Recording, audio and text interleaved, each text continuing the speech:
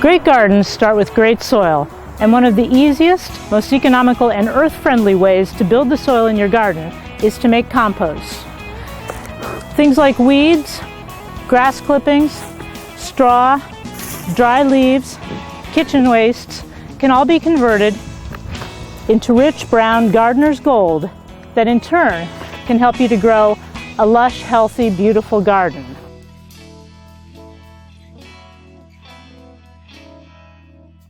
It looks a lot like soil, and many people mistake compost and manure for being the same thing, but in fact they're not. Compost is decomposing and decomposed organic matter. Compost generally starts mostly with plant remains. So when people are talking about compost, that may sound very complex, but if they say, well, if you allow the plant materials to decay and then collect their remains, what remains is very important for sustaining and improving the soil. I'm Jeff Moyer. I'm the farm director here for the Rodale Institute, and I manage the fields and the farm and the composting operation that takes place here. There's specific reasons that we compost and make compost. We're firm believers, and I'm a firm believer, that the soil is alive. It's filled with living microorganisms that we need as farmers to take care of. One of the ways we take care of them is we feed them. And compost is the perfect microbe food. The major players in the cycle of decay are microorganisms. Many people are familiar with bacteria and fungi, but also people are probably familiar with little animals such as earthworms and little beetles and stuff like this. And they actually eat the plant waste materials also, and are very important for forming this mixture of soil humus or soil organic matter, so that actually it's a lot of teamwork involved here. If you ever take a walk in the woods, you know that compost happens all by itself. The leaves fall from the trees onto the ground, and gradually, slowly, they decompose. When we make compost for our garden, all we're doing is managing that natural process to our own advantage. We're taking the stuff that nature gives us, putting it together, managing it a little bit by turning it, adding air, adding moisture, and converting it more quickly than nature does on its own into a rich, healthy community of decomposed plant material and microorganisms that you can put into your garden soil. If you're an experienced composter, you may want to skip ahead to the sections of this video that interest you the most. But if you're new to composting, stick with us. We'll explain the most common methods of making compost, how to tell when it's done, and ways that you can use it in your garden for healthy, happy, beautiful garden plants. Ready to get started? Okay, let's rot and roll.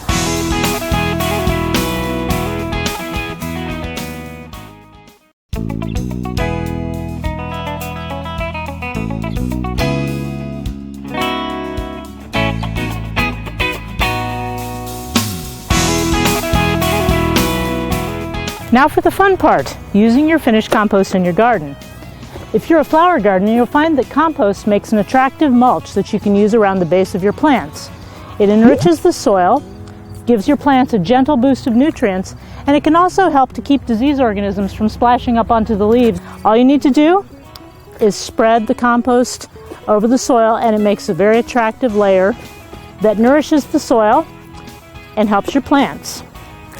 At the end of the season, if you're turning the soil over in the bed, then you can just work the compost into the soil, and it'll be ready to help your plants grow next season too. To prepare a bed for planting, either in the fall for next spring or in the early spring before the gardening season begins, you can simply mix finished compost into the soil. This is an especially good use for chunky compost that's not quite fine enough to use as a mulch or for potting soil. Simply pour it on top of the soil and turn it in. Your plants will love it, and they'll grow healthier and stronger and more beautiful for you as a result. Young plants that are just getting started can benefit from a helping of compost as well. Put a circle of compost around them on the top of the garden soil and scratch it gently in. They get a mild boost of nutrients and lots of good beneficial organisms to help them get started.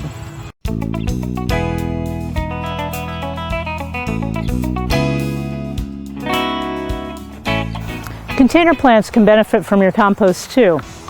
By combining finished compost with potting soil, you can create a mixture that will help your plants stay healthier throughout the summer months without additional fertilizer. The compost provides a gentle boost of nutrients and also helps to increase the moisture holding capacity of the potting mixture so that you don't have to water quite so often. My name's April Johnson and I'm a landscape coordinator here at the Rodale Institute. I grow a lot of containers on the farm and try to optimize using any fertilizers, and all I really use is compost. The mixture I use for my containers is 4 parts compost, 1 part vermiculite, 1 part perlite, and 2 part peat moss. I want to keep it light and airy for the plants to use up all the space they have in their containers for their root systems. The container gets watered every day, sometimes twice a day depending on how hot it is. So every time you water it, the nutrients actually leach out of it. So by top dressing a container with compost, you make the nutrients available slowly. As you continue to water through the next month, the nutrients are available for the plant through the summer. I'm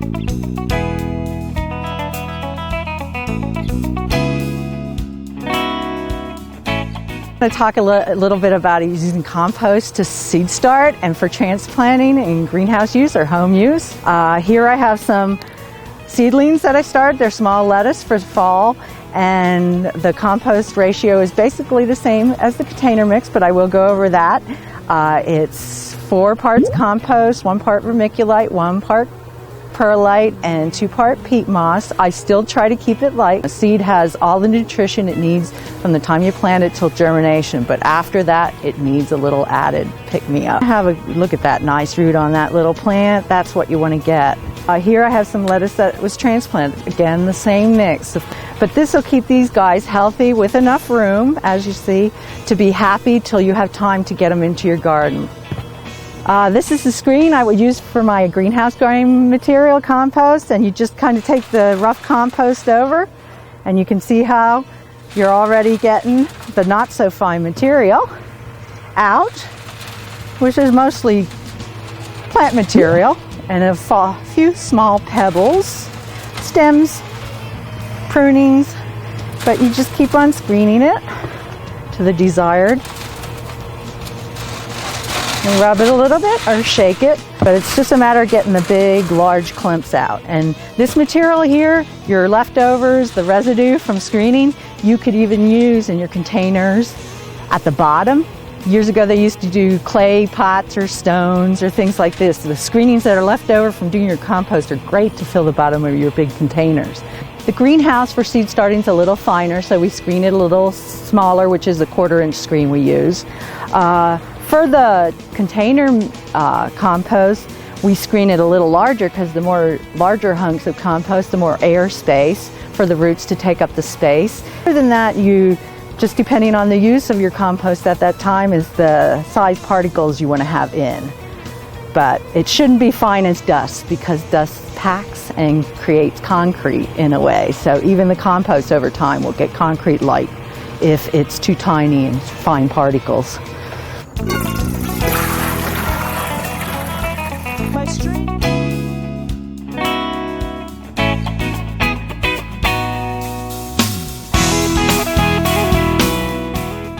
If you have a little bit of compost and a lot of plants that could use some help, making compost tea is a good way to spread the benefits around. It's easy to do, and your plants will really appreciate it. All you need is a couple of healthy shovelfuls of compost in a bucket.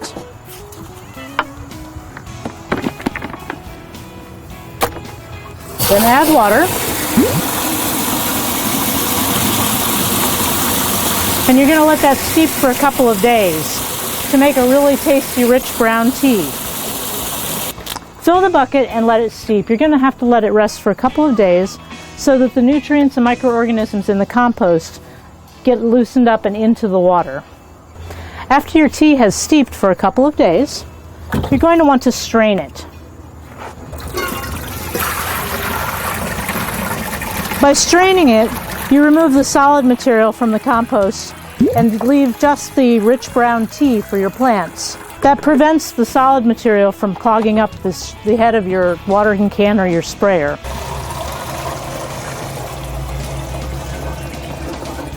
Pour the tea into a watering can or a basic pressure sprayer if you prefer. And it's ready to go. Serve tea to your plants. They'll enjoy it in the late afternoon or any time of day.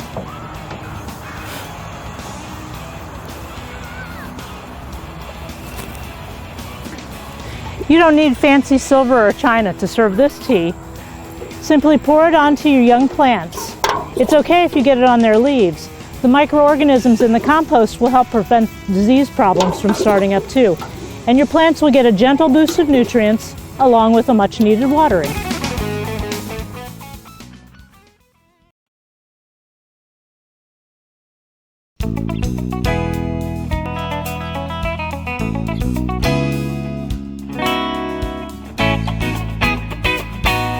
You probably already have many materials for your compost pile in and around your home environment, either inside your house or in the landscape surrounding it.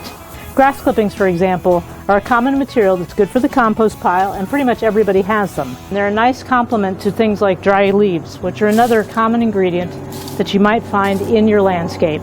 A good thing to do with leaves to help them compost more quickly is to run over them with your lawnmower. You chop them up, and that makes them break down sooner.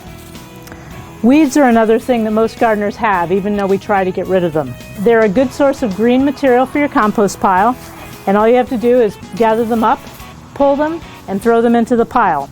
If you want to chop them up with the blade of your shovel, that's a good way to help them break down more quickly.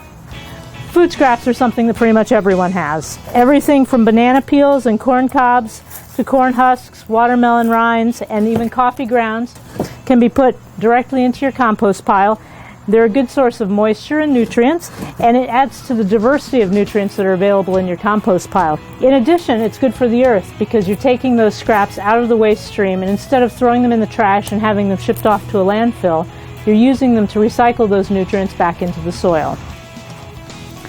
Straw is something that not all of us have, but usually it's easily available from local garden centers or farm supply stores. You can use those to form a bin and then eventually turn them into your compost pile. Or you can even use them as mulch on your garden and then gradually turn them into the soil as the straw begins to break down. At the end of the gardening season, dry plant material is another thing that you'll have a lot of and that's easily added to the compost pile, assuming that it's close to your garden already. Dead tomato vines, dead squash vines, all kinds of things that are left over after you harvest can easily be worked into the compost and simply chopped up with the blade of your shovel or a hoe. Newspaper is something that we don't always think of, but pretty much everyone has. When you're lacking other dry materials, and especially in the middle of the summer, when the kitchen scraps tend to be a little bit wetter and sloppier, shredded newspaper is a great addition to the pile. The newspaper is great to soak up that extra juice, and it helps to add fiber, if you will, to the compost pile. And finally, the ultimate anti-identity theft effort: shred your important documents and turn those shreddings into compost too. These are just a few of the things that you can use to enrich your compost pile with a diverse amount of ingredients. The more diverse the diet that you feed your compost pile, the richer and more diverse the resulting compost will be.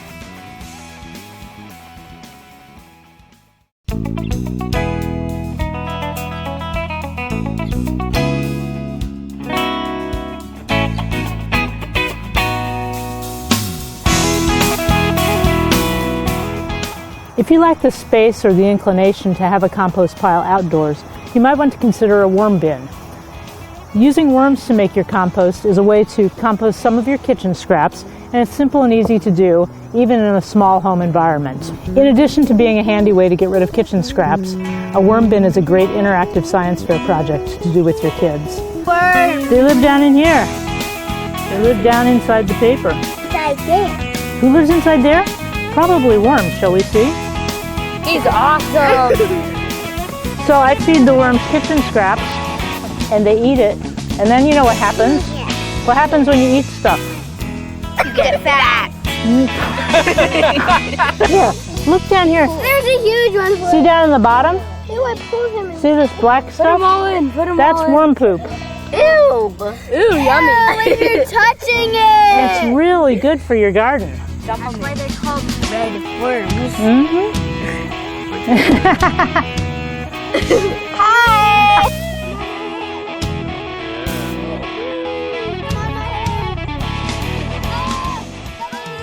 Worm bin's easy to make. You just need a container of some sort. And I've used a Rubbermaid bin. It's about 14 gallons.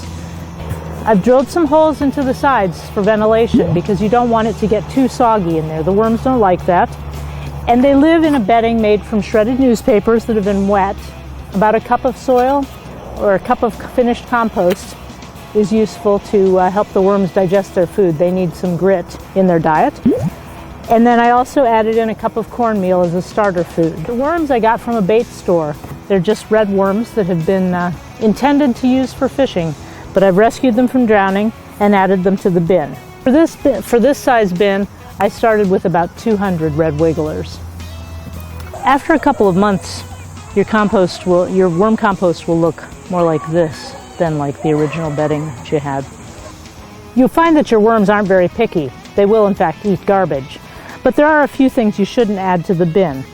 They don't like seeds of any sort, but they will eat peelings of most plants, although they're not really fond of onions or broccoli or cauliflower or other cole crop kinds of wastes. When I feed my worms, I simply find a spot in the bedding and dig down a little ways and then bury it down in the bedding. They have tiny mouths and they need small pieces, so anything that you put into the bin should be chopped up pretty small. After 2 or 3 months, you'll see that most of the bedding and all of the food scraps that you've added into the bin have turned into dark, crumbly brown material. It's really great food for your garden since it is essentially an animal manure. When your bin is more full of castings than it is of bedding or food scraps of any identifiable sort, it's time to harvest the castings, or else, if you're finished with the bin or if your kid's science fair project is done, to take the entire contents of the bin and add it to another compost project.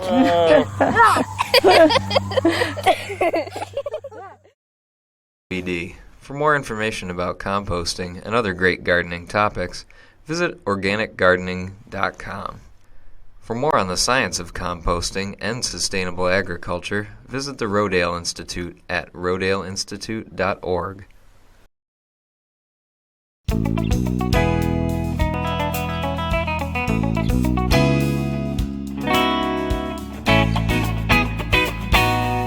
As you improve and increase your management level, then you can change the time frame in which this whole process happens. So you can intervene with different techniques and systems in terms of turning the compost, adding different materials to get the carbon and nitrogen ratio where you want them to be and where they should be for a quicker breakdown, and then you'll see that you get a better product faster. We're using carbonaceous material, or brown stuff like leaves, and we're adding to that some nitrogen or green stuff like grass clippings, alfalfa. So the more nitrogen you put into the system, the faster it's going to work, the faster it's going to decompose. For optimum results, aim for 30 parts carbon to 1 part nitrogen. There's a lot of brown materials, that's the carbon, that we can use. We can use leaves, we could use compost papers, newspaper is carbon. We can use some animal manures that might have bedding with them. If you have rabbits or any of those kinds of animals that there's in their manure, if you have bedding in their straw, those would all be carbonaceous type materials. Nitrogen sources, on the other hand, tend to be more green if you're looking at plant material, alfalfa, grass clippings, those kinds of materials that are very wet and succulent, have a lot of nitrogen in them, and to put that into the pile is good because it'll help break down the carbon. Oftentimes the question comes up about where to locate a compost pile on your farm or in your yard or your garden. We want to make sure that we don't put our compost pile in an area that's poorly drained, because if you put it in the bottom of a low area, all the water is going to collect there, the compost is going to get water-laden and soggy, and it just won't decompose properly. Here at our farm we have our windrows in complete full sunshine all day long, and I think that's the best. These are oak leaves. And they came in January, just like that other compost that we saw. And you can see that there's been no decomposition of that. You can tell exactly what kind of leaf it is. These leaves just haven't decomposed because we haven't been actively composting them. They've just been stockpiled. If you let them sit long enough, you can see they're wet, even though it hasn't rained here in 2 weeks. They're still wet, and they will eventually decompose. But when they're packed tight like this, there's no oxygen in there. There's no way for the microbes to get started to break this material down. But once we turn this, shred it, and aerate it, you can see that it begins to break down rather quickly.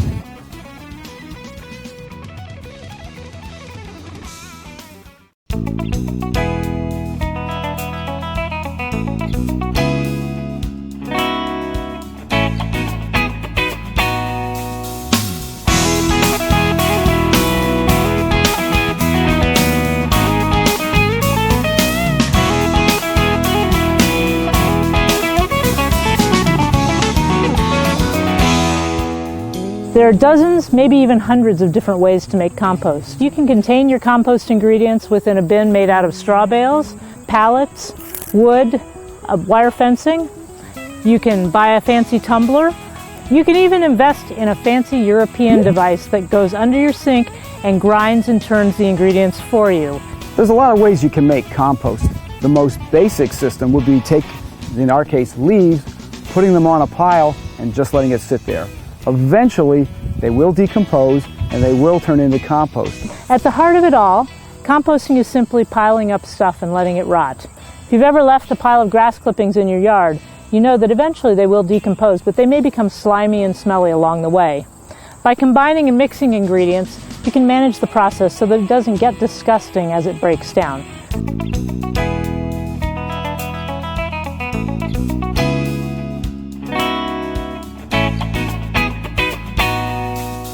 Wooden shipping pallets can form the basis for a simple bin that's quick and easy to put up. To make this bin, we simply used a few fence posts that we drove into the ground, 3 wooden shipping pallets that we got for free. We drove the stakes into the ground, we slipped the pallets over the top, and then we tied the corners with some twine for a little bit of additional stability. The advantage of doing this over an open pile is that you can contain the pile a little bit. If you'd like, you could put a 4th pallet across the front and hinge it with wire or twine on one side so that you had a door to keep animals like maybe a dog from getting into the compost pile. If you don't like the look of this particular bin, it's easy enough to camouflage it by growing flowering annuals and vines or sunflowers around the outside to hide it from view. But a bin like this can be put up in a matter of minutes, and it's easy enough to contain the pile within it. And you can fill it pretty full with lots of good material that will make compost in no time.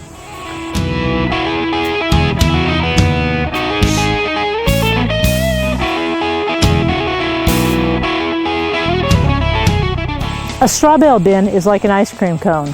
After your garden eats the contents of the compost pile, the bales themselves will be ready to be turned into compost to nourish the soil as well. Straw bale bin is easy to build and easy to assemble. Simply stack the bales next to one another and pile them as high as you want. The bin can be as tall as you need or as low. If there are too many bales to turn into compost, you can also use some of them as mulch for your garden.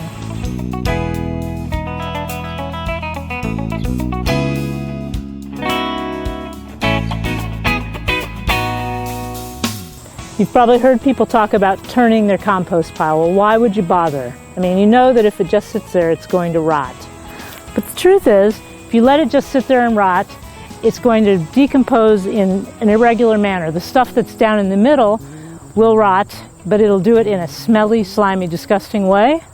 And the stuff that's on the outside will take years before it breaks down. By turning the pile, you introduce air and moisture that enable the microorganisms in the pile to do the work that they're meant to do. You disperse the buffet of nutrients that are available, and you also move all those microorganisms around so they get to all of the different parts of the pile. The other reason that you turn is because the pile may get dry down in the middle, or maybe your ingredients were not very moist to begin with. The microorganisms that do the work of decomposing move about on a thin film of water, and if your ingredients are dry, they won't be doing the job that you need them to do. Think of the mummies of Egypt. They didn't decompose at all for thousands of years. It's because they were dry. So as you turn, it's important to add moisture to the pile. This is a reason to make your pile close to a water source. Otherwise, you're going to be hauling water to water your compost, and quite frankly, most people would rather haul water to water their garden.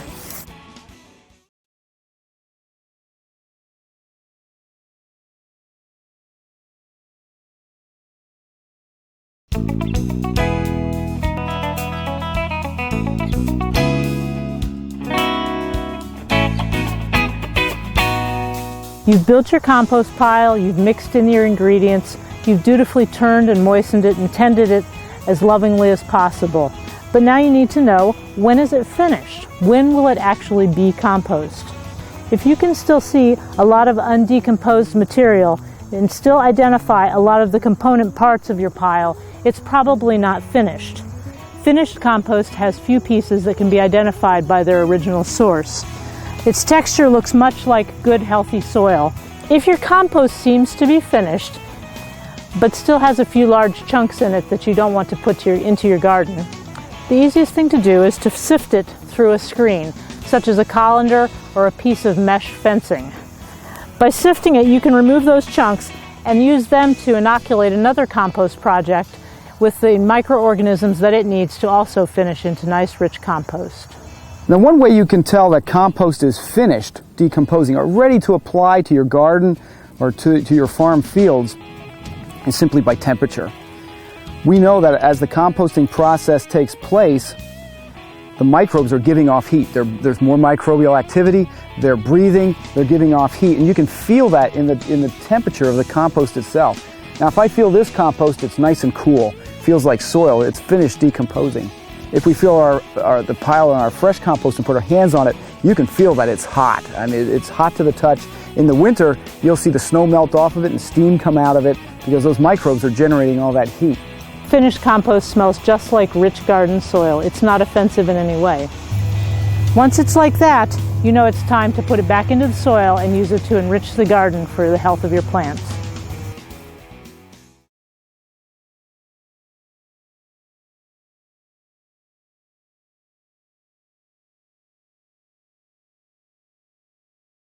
The simplest thing to do is simply run it through. The simplest thing to do is to sift it through a screen, such as a colander or a piece of fence meshing, of mesh fencing. A piece of Yeah. What happens when you eat stuff? You get fat. What, you mean if you don't have a lawn or a landscape that produces grass clippings and leaves, these things are easy to... That was awesome. It was so crystal clear on here. If you don't have a lawn or landscape that produces... Reacts to your voice. Blooper roll. Okay, go ahead. If you don't have a... Jesus.